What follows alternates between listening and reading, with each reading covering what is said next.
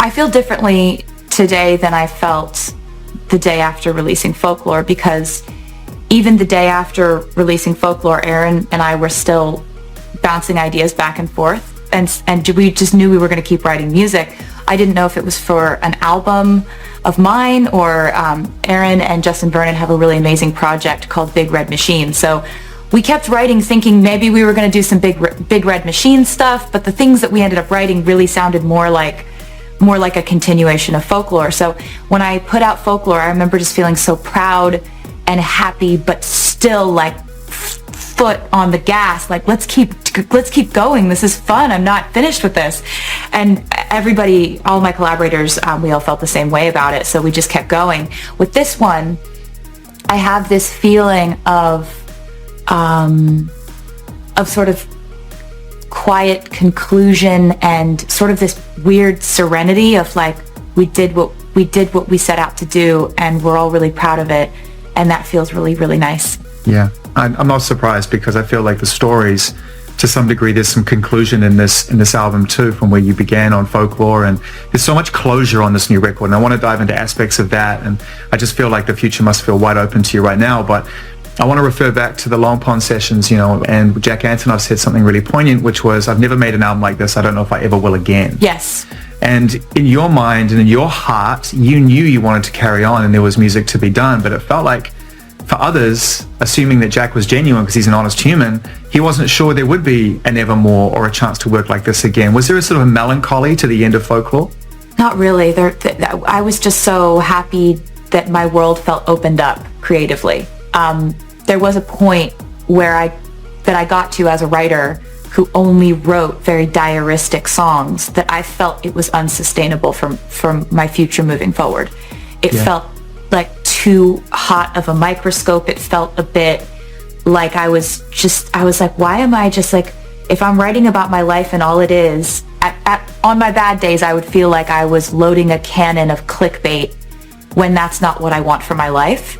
And I think that when I put out Folklore, I felt like, if I can do this thing where I get to create characters in this mythological American town or wherever I imagine them, and I can reflect my own emotions onto what I think they might be feeling, and I can create stories and characters and arcs and all this stuff, but I don't have to have it feel like when I put out an album, I'm just like giving tabloids ammunition and stuff. Yeah, there's so much judgment that would come along with every record. Yeah, and constantly kind of like examining yourself in a way that feels like I felt like there would be a point in my life where I could no longer really do that and still maintain a place of like good mental health and emotional health and all that. So what I felt after we put out Folklore was like, oh wow, people are into this too, this thing that feels really good for my life and feels really good for my creativity. It feels really good for them too. Oh my God. I saw a lane for my future that it was a real breakthrough moment of excitement and happiness, and I kind of referred to writing these songs as a flotation device because I love that. Obviously this year is hell on earth for everyone, and seeing what your fellow humans are going through. The Long Pond studio sessions was the first time that Jack, Aaron, and I were in the same room, and I still haven't been in the same room with Justin Vernon, who has now collaborated on 2 albums heavily, and we've talked, but we've just never been in the same space together. It's pretty wild. In an emotional new interview with Apple Music, Taylor Swift opened up in depth for the first time about her plans to marry her fiancé, Travis Kelce. The conversation quickly became a social media sensation as the 36-year-old superstar grew visibly emotional while speaking about their future together. Seated in Apple Music's minimalist studio, Taylor appeared far removed from the glittering spectacle of her stadium tours. Dressed in an elegant white gown, her blonde hair falling naturally over her shoulders, she looked less like a global icon and more like a woman deeply in love, gentle, reflective, and sincere. When asked about wedding plans, she smiled, her eyes bright with emotion. "I've never felt this certain about anything in my life," she said. "Travis isn't just the man I love, he's my best friend. He makes me feel safe." He makes me feel like myself. The quote instantly went viral, especially among fans who have followed her romantic journey over the years and know how carefully she once guarded her certainty about love. Private plans, meaningful moments. Taylor revealed that the wedding will be intimate rather than extravagant, focused on family and close friends. She shared that they're considering locations that hold personal meaning, possibly Nashville, the city closely tied to her musical beginnings, or somewhere connected to Travis's roots in Kansas City, where he plays for the Kansas City Chiefs. Her mother, Andrea Swift, she said, is thrilled that wedding discussions are underway. Meanwhile, Travis's brother, Jason Kelce, has reportedly been teasing him about stepping into the spotlight as groom of the century. He made me believe in family. One of the most touching parts of the interview came when Taylor spoke about her evolving view of marriage and family. For years, she admitted, she wondered whether a life so heavily devoted to music could truly align with building a family. But Travis made me believe that family isn't a barrier to dreams, she said, her voice breaking slightly. He supports me on every stage, and I support him too.